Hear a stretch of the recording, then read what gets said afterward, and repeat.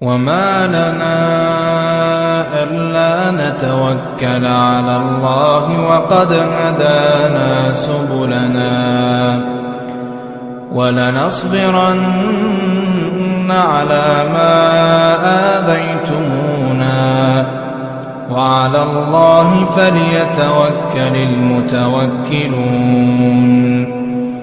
وقال الذين كفروا لرسلهم لنخرجنكم من أرضنا أو لتعودن في ملتنا فأوحى إليهم ربهم لنهلكن الظالمين ولنسكننكم